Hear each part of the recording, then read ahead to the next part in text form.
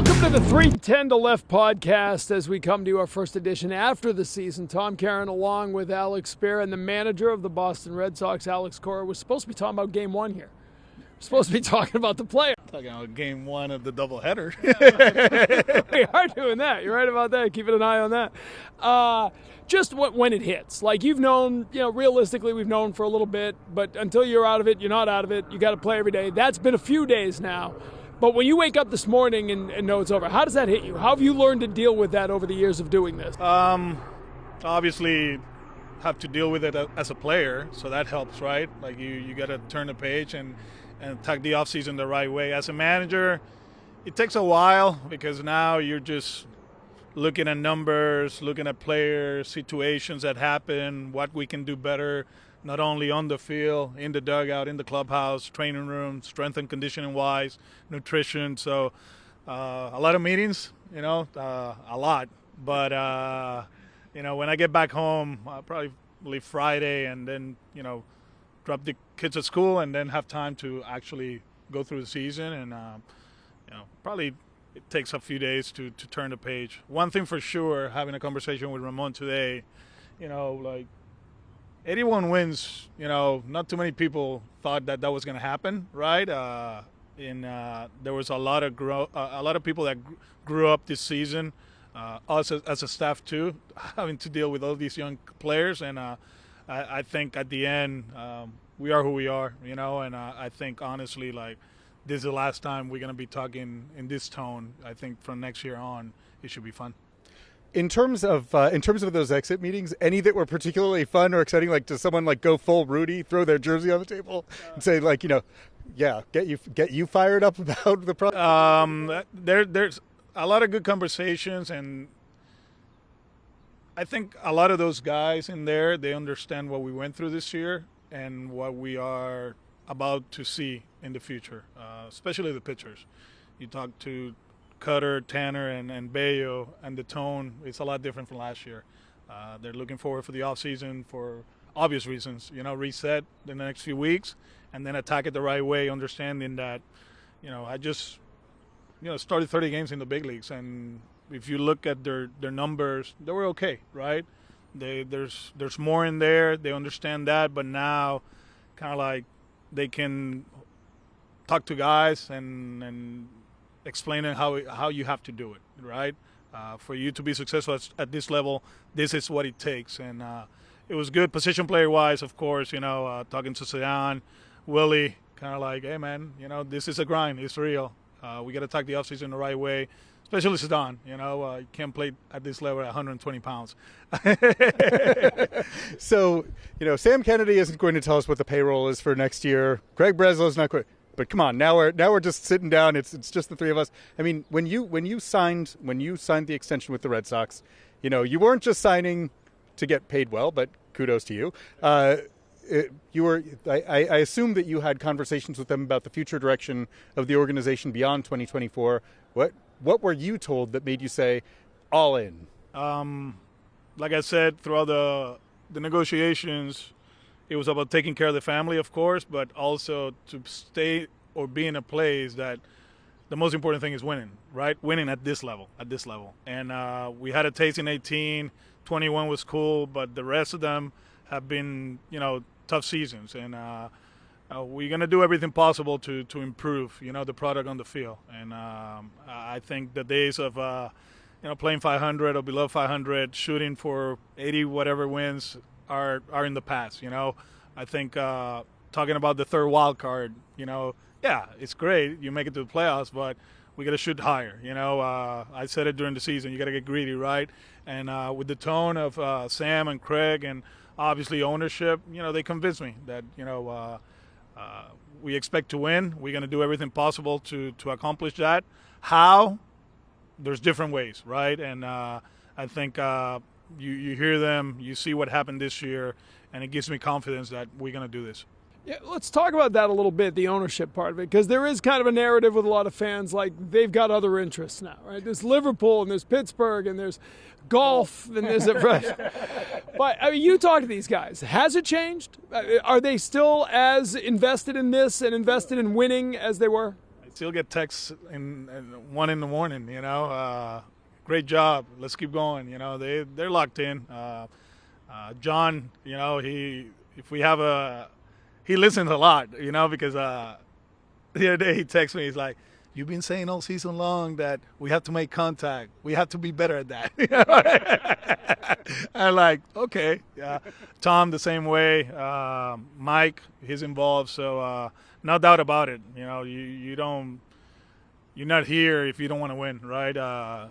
One thing for sure, we have to be patient. It seems like the new generation of the Red Sox fans, they're not too patient because obviously 04, 07, 13, 18. But we're going through a process. We're in a good place. We're in a better place than last year at this time, and that gives me hope that we're going to turn the corner. All right, let's follow John's thread here. Then contact. Let's talk about contact, because in a world where bat speed is king, and that's registered, by a guy in a lab without a ball coming at him. Yeah.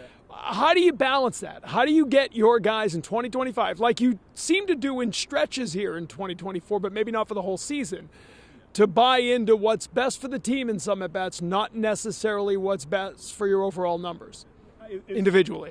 It's interesting because since 2019, we as a group, we talk about 25, 30 at-bats for the team, and the rest are yours, and those are the men at third, less than 2 outs. You run into the situation, play 25 times or 30 times. Most of them, the game is 7-0. Some of them are, 1-0, 0-0 games, right? Close games. So, there has to be a balance. I do believe just watching, this 8th inning right now with the Braves and the Mets, they put them on play. And you know what happened? One scored 6 runs and the other one scored 5 or whatever it was. The line has to move, and there were a lot of strikeouts, a lot of 3 pitches strikeouts. I think we led the league on that, just battle, and it starts in spring training, starting the offseason. Actually, Peter, he talked to the players, you have to compete. Your training environment has to be a tough one that you fail, and then when you go to the season, it's going to be easier. But you have to talk about it. As teammates, as players, coaches, we have to talk about it. Men at third, less than 2 out, but no one play. We did a good job, actually, but we ran into a stretch here the last month and a half that it was too much, and it started with Rafi. He was banged up, so, it was hard to see, but, we pushed him to play. And obviously T.O. went through his stretch. Willie went through his stretch. It seems like everybody was struggling at the same time with the same pitch. We have to solve the problem of the four-seamer. We have to, and it's not a secret, everybody knows it, right? So how are we going to cover that pitch? How are we going to cover the fastball that you don't hit? That's what's going to happen. This plays, the spin plays, whatever, but at the end, it's where you go with the fastball. And for me, it's, I thinking as a hitter, I'm going to get cutters now, because I was able to cover the four-seamer. So in the offseason, I have to learn how to hit that one. And if you don't hit sinkers, you know what? Hit sinkers in the offseason. So try to solve the problem, and hopefully next year we are a lot better. It is interesting to think about the problem solving and about the competitive training environments, because a couple of your key hitters ended up banged up this year, with both Rafi and Masataka Yoshida having shoulder issues. Are you concerned that there's, as you try to push guys to address, Rafi had a lot of work to do on the four-seamers. How concerned are you that some of the training environments also subject your guys to injuries? You got to be careful, right? You got to make sure that machine keeps running, and the way it should be, right? Because you will get a change-up out of the four-seam machine. It's part of it. So, it happens everywhere. We're pushing these guys to do things that they haven't done in their lives. I still believe that the biggest problem we have as an industry is that the off season is getting shorter and shorter, right? We're talking about plans. We're talking about the engine. You got to get stronger, whatever. And this starts now, right? I remember the days of, hop on a plane, go to the Caribbean, have fun with the family, and then work out, right? That's done. We have probably guys, not here, but in the industry that probably they're flying to Seattle right now to throw bullpens in drive line, right, to get their assessment and then get ready for the off season. And this is what we're going to do. It's nonstop, and this is what is going on. And this is a conversation. We had it before. It's from youth baseball, it's a problem we have not only in this sport, I think every sport, right? So, yeah, we got to be very careful. So strikeout rate is one area that you flagged, as well as right-handed right-handed power. What are the other areas of like rostered efficiency that you'd really like to see, bolstered? Obviously, in both in training with the guys who are coming back, but also where you'd like to see the team adding. Health will be great. Having your shortstop for the whole season is going to be great, and you never know. But at the same time, we cannot use that as an excuse, right? Like Trevor was out, but we were right there in the hunt, right? We were, at one point, in the wild card, right? So just challenge these guys, defensively. I think that's something that the last few years we've been talking about it. We had changed our training environment, and it hasn't worked. Is it the personnel? Maybe, but there were 11 second basemen, I think, probably more, that play second base for us this year. Same thing at shortstop. A lot of moving parts. Versatility is great. I love it. I love the fact that Sedan can play center, right, second, short, third, and be really good about it. But Sedan in center field for 150 games is going to help us, right? Trevor Story playing 145 games at shortstop obviously is going to help us. He's going to help us, and he's going to help the third baseman too. We talked about it last year, right? So just keep talking about it. It's a mindset too. Defense is a mindset. I think Willie did an outstanding job the last month of the season. When he was struggling offensively, he played that right field better than the first 5 months, and he was outstanding. Defensively, he's the best right fielder in big leagues. But that mentality, like, I'm not getting mine, you're not getting yours, that's the mentality, right? Like, if you're not getting hits, take away hits, and he did. So we have to keep preaching. The same way we talk about it, like, if you're not hitting, what you do? You hit, right? You show up to the ballpark and you hit. We did it at one point during the season. Like, we were struggling defensively. We showed up to take ground balls. That's how it works. And I think it's a mindset. We've been talking for 3 years, man. It's been tough. The manager hates it because he made his living playing defense. I played 13 years in the big leagues because I play defense, and I get it. They're going to struggle. We're here to help them, support them, and hopefully next year we're better.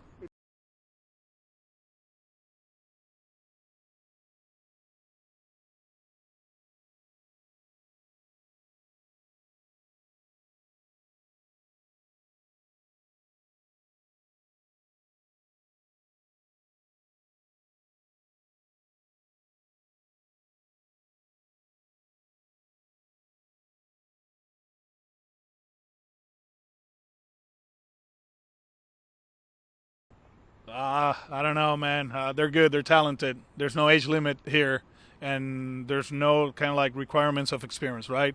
The only thing is that the gap between the minor leagues and the big leagues is the biggest in the history of the game, to be honest with you. Not only the competition, but the structure, right? Now you play 6 games in the same city. You stay in the same hotel. You got the Monday off, and then probably a scheduled off day during the week for relievers. You pitch Tuesday, you pitch Friday. The mental grind of it, you don't have to deal with it. Right? Here, when you're in that bullpen, you might be down, but all of a sudden it's an extra inning game and you have to pitch. So mentally, you have to be locked in, right? So we'll see what happens. We have a lot of talent. Not only those 4 guys, there's more there. Guys that had great seasons in AAAs that they're going to be part of the mix next year, but thinking back about Rafaela, that was eye-opening. That was amazing, right? And I know he's not satisfied with the way it ended, but we made sure, like, hey, man, hold on. It was a great season. That we have to be better, of course. But I think it starts with the engine. It starts with the mental aspect, and he's going to be okay. You mentioned the bullpen, right? Struggles in the second half of the season. And injuries were part of that, but some of the guys that you were depending on just weren't the same over the second half. What needs to change in the bullpen next year? There's a few things. Strike throwing is not the issue here. We've been throwing strikes a lot the last 2 or 3 years. It's been a message since Heim was here a few years ago.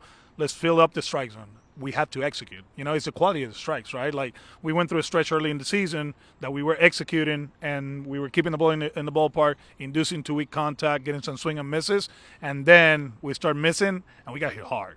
Like, it seems like every mistake was going out of the ballpark. I can go, Congratulations on the record of for second half home runs by the Red Sox bullpen. Yeah. Oh my God. Yeah. But I can go back and remember, pull side homers from righties here that put us in a bad spot late in games, starting with Altuve, right, in Houston, right?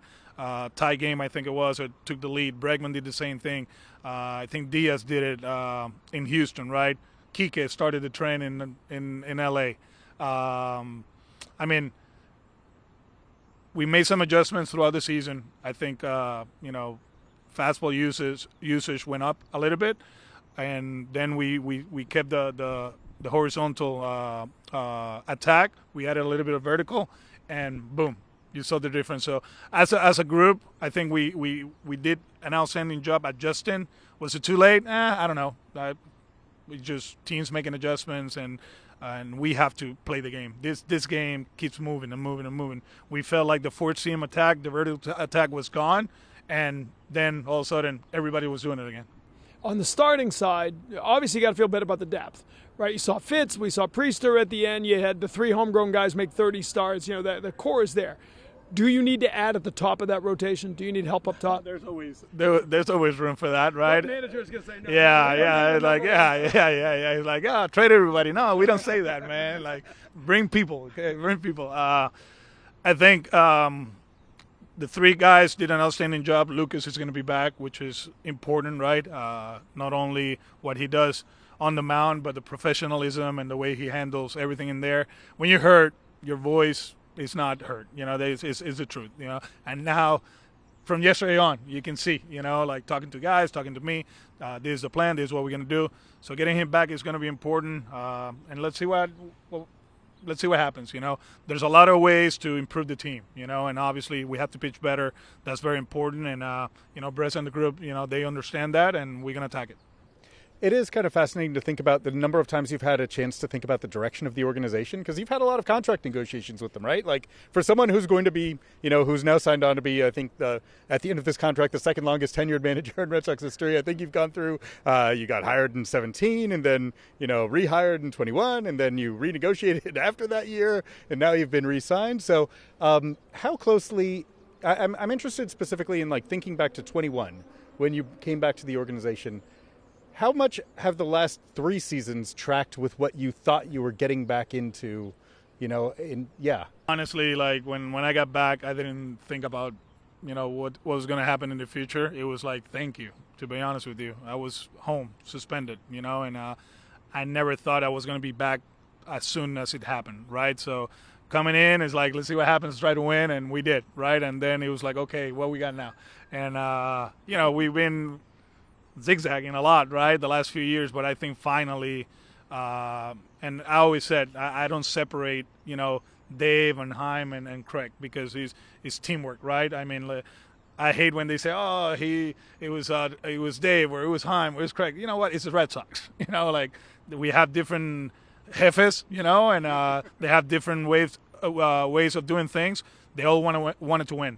That's the most important thing. And where we at right now with the work of a lot of people here, I feel I do feel like I've been saying along, man. Like it's time to go now. And time to go is very similar to what they did here around 16, right?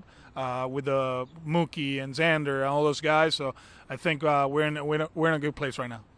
Interesting, you mentioned Craig. That's a central part of the decision that you make, right? Like, you need to be in a great place with the guy, with the jefe, in order to agree to spend 3 years with him. Yeah. How would you describe Craig's approach to organization building, and how would you describe where kind of the movement of the organization over the course of the last year? He's been great, patient, very patient. Like when you get jobs like that, I'm not a big believer that you make changes just to make changes, like, oh, now I'm here.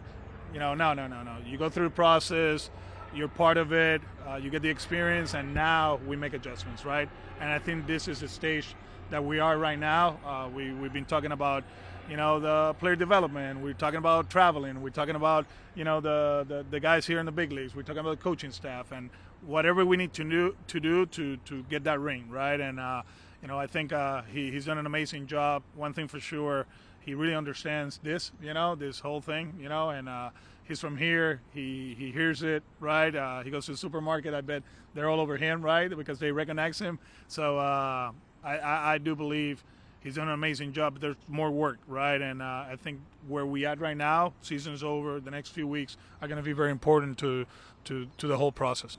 The last 3 seasons, you've had a losing record in August and September. Part of that is maybe what you do or don't do at the trade deadline, but part of it is what you do in the manager's office, what the team does on the field, right? It all comes together. If all goes well this year, you're going to be in a good position at the All-Star break. What have you learned from the last 3 years that you think can help you in August and September next year? I mean, the plan is to be in a better position going into a trading deadline, and whatever we have to fix, we fix, and it's very aggressive, I think we did enough today this year, with the relievers. At that point, we needed relievers, to be able to play meaningful games in September. If we don't have Garcia or Sims, we were going to be in trouble because Slayton and Marty were hurt. Pax, he gets hurt, that happened, injuries are part of the game. But I think, we're going to put ourselves in a better position next year, and then, the front office is going to do their job. And I think it's going to be a much better team going into September. Do you need to balance the lineup right, left more? I believe so. I mean, this plays. And as a left-handed hitter, yeah, it's cool. You can get jam or whatever, mishit a ball and hit it off the monster. We want it over the monster. And there's not too many left-handed hitters that can do that, right? We got 2, Rafi and Casas. The other ones, they hit their doubles, right?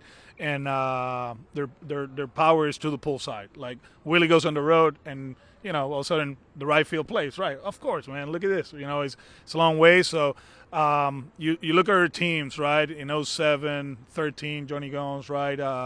In 18, JD. Although JD used the big part of the field. But Piercy, pull hitter. Xander became a pull hitter. Mookie became a pull hitter. It's easy that way. It's the sure way. JT last year, he talked about it like, let me get there, hit a fly ball, and it's off the wall. So create balance is important. Teams, they're very creative, and we have one, in our division that whenever we play them, especially towards the end, they got 3 lefties, and it's Tampa. They do an outstanding job, kind of like mixing and matching, and all of a sudden they got 3 monsters in the bullpen that are from the left side. And mix and match is great, pinch hitting is great, and all that. Rummy was amazing, Ref was amazing, but at one point you have to okay, when are we going to do this? Because they have three lefties over there. Do we do it early? We do it late? Or we flip right away and then they bring the righty? So there's a lot of stuff that happens there. You think I'm just hanging out, but no. We got to think the game. You love baseball. You love watching baseball at this time of year. At the same time, you are aching, right, to get back to to playing at this stage. What do you watch other teams? Do you watch teams celebrate? You watch, if so, I mean, maybe a handful of the guys that say, I don't watch, whatever. They're watching, man. Come on. It's what you do, right? And you got your friends, you got your peers, you got family members, right? So root for the Tigers and see what happens.